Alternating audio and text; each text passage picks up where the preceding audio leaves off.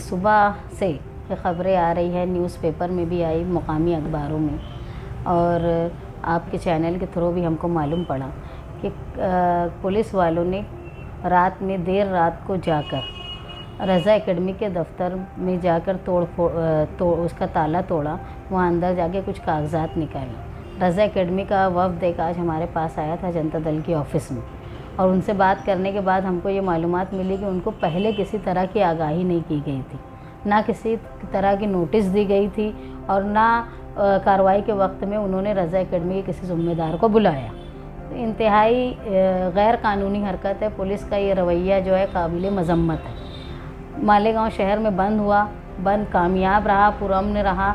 उसके बाद जो वाक़यात हुए पथराव के, और पुलिस ने जिस तरह का पत्थर मारने वालों के साथ सलूक किया, और उस वक्त जब ये तनाज़ा चल रहा था, वो काबिल मुबारकबाद था पुलिस वालों का कि उन्होंने कोई स्ट्रिक्ट एक्शन नहीं लिया और उन्होंने पूरी कोशिश की और मॉब को उन्होंने रोका, और मालेगांव शहर का अमन हमेशा की तरह बहाल हो गए। लेकिन वो वाक़या ख़त्म होने के बाद पुलिस के जो इक़दामात रहे कंप्लेन करने में, उन्होंने जो इंतज़ामिया जो प्रोग्राम कर रही थी उनसे लेकर जो सपोर्ट करने वाले पार्टीज़ थी उनके साथ, और दूसरे तमाम जो उसमें शामिल लोग थे उनके साथ जो उन्होंने सलूक किया, वो काबिल मज़म्मत है। उनको अगर कानूनी तौर पे जो लोगों के गुनाह थे उस हिसाब से उनको कलम लगानी चाहिए थी। और इसी सिलसिले को जो हम मान रहे थे कि भाई ये बिल्कुल पुलिस वाले जो हैं बहुत ज़बरदस्ती का काम कर रहे हैं, उसी सिलसिले की अक्कासी कर रहा है जो रज़ा एकेडमी में उन्होंने कल किया। और मैं मानती हूँ कि भाई रज़ा एकेडमी जो है वो सिर्फ मिली नहीं बल्कि समाजी काम भी करती है। हर मामलात में उन्होंने पुलिस का कोऑपरेट किया है, न सिर्फ मालेगांव शहर में बल्कि महाराष्ट्र में वो अपनी एक अलग पहचान रखती है और हमेशा वो फलाही काम करती है। अगर ऐसे अदारे के साथ इस तरह का सलूक किया जाए तो ये बहुत ही मज़म्मत की बात होगी।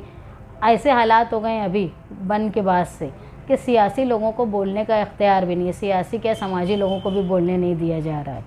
उसके बाद ऐसी कलम लगाई जा रही है। खौफ का माहौल है मालेगांव शहर में कि पता नहीं कोई कुछ बोल दे तो उसके घर भी पुलिस आ जाएगी, उसको अरेस्ट कर लेगी। इसकी वजह से मालेगांव शहर में एक कशीदगी बन गई है पुलिस के रवैये की वजह से।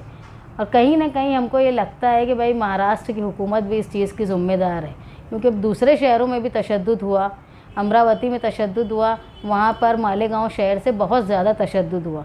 लेकिन तशद्दुद होने के बाद मेरे पास एक अखबार की कटिंग है जिसमें यह था कि जो कलम लगाई गई उसमें मालेगांव शहर की कलम से बिल्कुल मुख्तलिफ थी। वहाँ की कलमें ऐसी थी कि एक ज़िम्मेदार बीजेपी के एक एमएलए को 2 घंटे के बाद ज़मानत मिल गई, जबकि वहाँ पर भड़काने का काम भी हुआ, तोड़ फोड़ का काम हुआ जो मालेगांव शहर में नहीं हुआ।